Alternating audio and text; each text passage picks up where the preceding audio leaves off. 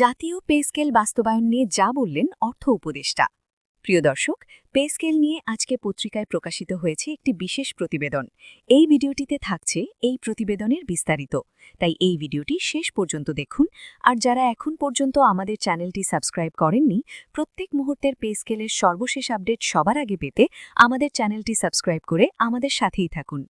Pay scale নিয়ে আপনার মতামত বা পরামর্শ অবশ্যই কমেন্ট করে জানাবেন, যা পে স্কেল বাস্তবায়নে অত্যন্ত গুরুত্বপূর্ণ ভূমিকা পালন করবে।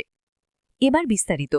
সরকারি কর্মকর্তা-কর্মচারীরা নির্বাচনের আগে নতুন পে স্কেল বাস্তবায়নের দাবি জানিয়ে আসছেন। এরই মধ্যে শুক্রবার ৯ জানুয়ারি বাংলাদেশ ব্যাংকের গভর্নর ড আহসান এইচ মনসুর জানান, ত্রয়োদশ জাতীয় নির্বাচনের আগে নতুন পে স্কেল ঘোষণার কোনো সম্ভাবনা নেই। বর্তমান সরকার এই বিষয়ে কোনো চূড়ান্ত সিদ্ধান্ত নেবে না এবং সেটাই যুক্তিযুক্ত। তাঁর এই বক্তব্যে হতাশ হয়েছেন পে স্কেলের অপেক্ষায় থাকা কয়েক লাখ সরকারি কর্মকর্তা-কর্মচারী। সামাজিক যোগাযোগ মাধ্যমে গভর্নরের এই বক্তব্য নিয়ে চলে ব্যাপক সমালোচনা। বাংলাদেশ ব্যাংকের গভর্নরের বক্তব্যের বিষয় শনিবার ১০ জানুয়ারি অর্থ উপদেষ্টা সালেহুদ্দিন আহমেদ একটি সংবাদ মাধ্যমকে বলেন, তিনি কি বক্তব্য দিয়েছেন তা আমার সঙ্গে সম্পৃক্ত নয়। এই সরকারের আমলে নবম পে স্কেল নিয়ে সিদ্ধান্ত আসবে কিনা এমন প্রশ্নের জবাবে তিনি বলেন, দেখা যাক, এই বিষয়ে কমিশন গঠন করে দেওয়া আছে, তারা কাজ করছেন, পে স্কেল প্রণয়নের কাজ চলমান। অর্থ উপদেষ্টা জানান, নবম পে স্কেল অন্তর্বর্তী সরকার বাস্তবায়ন করবে নাকি কাঠামো তৈরি করে দিয়ে যাবেন, বিষয়গুলো তিনি নিজেই জানাবেন।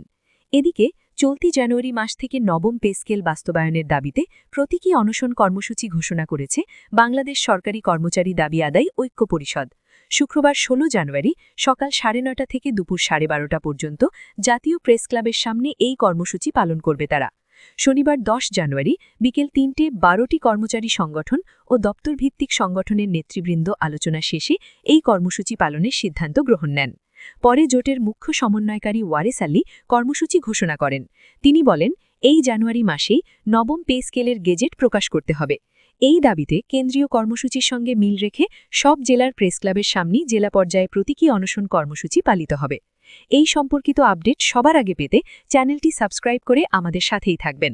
সামনের ভিডিও দেখার আমন্ত্রণ জানিয়ে এখানেই শেষ করছি। আল্লাহ হাফেজ।